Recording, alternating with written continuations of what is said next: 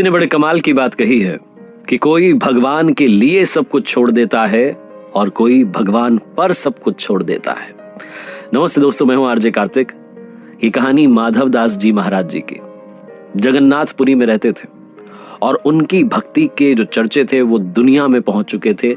इतनी ज्यादा भक्ति करते थे, वो किसी से ज्यादा मिलते जुलते नहीं थे। वो कहते थे कि मैं हूं सिर्फ प्रभु का और प्रभु मेरे हैं, मुझे किसी और की आवश्यकता नहीं है। वो ज्यादा किसी से बातचीत नहीं करते थे। वो कहते थे कि प्रभु आते हैं, मुझे दर्शन देते हैं, लीलाएं करते हैं, मैं उन्हें भोग लगाता हूं, मेरे साथ खेलते हैं। माधव दास जी की बहुत ख्याति थी। एक बार वो बीमार पड़ गए और बीमार इतना ज्यादा हो गए कि उनसे उठा बैठा नहीं जा रहा था। बहुत कमजोरी आ चुकी थी। बहुत लोग आए, उन्होंने कहा कि हम आपकी सेवा करना चाहते हैं, आपकी स्थिति ठीक नहीं है। लेकिन माधव दास जी ने सबको मना कर दिया। धीरे धीरे कमजोरी इतनी बिगड़ चुकी थी, इतनी ज्यादा बढ़ चुकी थी कि भगवान ने अपने भक्त की जब वो हालत देखी तो उनसे रहा नहीं गया। कहते हैं कि भगवान सेवक बन करके माधव दास जी की सेवा करने के लिए आए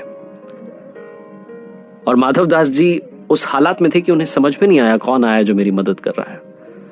भगवान उन्हें उठाते, बैठाते, नहलाते, उनका ख्याल रखते, उनके लिए भोजन का प्रबंध करते, उनकी सेवा करते। धीरे धीरे जब दिन बीतने लगे और माधव दास जी की जो हालत थी, जो तबीयत थी, वो थोड़ी सी ठीक होने लगी, जब उन्हें होश आने लगा तो उन्होंने पहचाना कि प्रभु साक्षात आए हुए हैं। माधव दास जी ने कहा, प्रभु आप चले आए, ऐसी भी क्या आवश्यकता थी। भगवान ने कहा कि तुम्हारी वो हालत मुझसे देखी नहीं गई, तुम किसी और की मदद लेना नहीं चाहते थे, तो मुझे ही तुम्हारी सेवा के लिए आना पड़ा। और माधव दास जी कहने लगे कि आप तो प्रभु हैं, साक्षात भगवान हैं, आपको सेवा करने की क्या आवश्यकता थी। आप तो मेरी ये जो बीमारी है, जो मेरा रोग है, इसको ऐसे ही गायब कर सकते थे। भगवान कहते हैं कि तुम्हारा प्रारब्ध था। प्रारब्ध का मतलब पूर्व संस्कार थे, तुम्हारा भोग था, भोगना तो पड़ेगा, तुम्हारे कर्म थे, उसका फल है। और तुम्हें बताना चाहता हूं कि अभी तो 15 दिन तुम्हें और इसी हालत में रहना है, ऐसे ही बीमार रहोगे।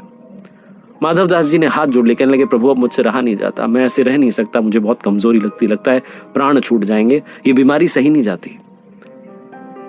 कहते हैं कि भगवान ने अपने भक्त की वो जो बीमारी के 15 दिन थे बचे हुए, वो खुद ले लिए। उन्होंने कहा, मैं बीमार रहूंगा, तुम स्वस्थ हो जाओ। ये तो बात हो गई भक्त के लिए भगवान के प्रेम की। लेकिन आज भी साल में एक बार जगन्नाथ भगवान जी को स्नान कराया जाता है, जिसे स्नान यात्रा कहा जाता है। स्नान यात्रा करने के बाद हर साल 15 दिन के लिए जगन्नाथ भगवान जी आज भी बीमार होते हैं। 15 दिन के लिए मंदिर के पट बंद कर दिए जाते हैं। कभी भी भगवान जगन्नाथ जी की रसोई बंद नहीं होती है। लेकिन ये जो 15 दिन होते हैं, इसमें रसोई बंद कर दी जाती है। वैद्य जी आते हैं भगवान की बीमारी को जांचने के लिए।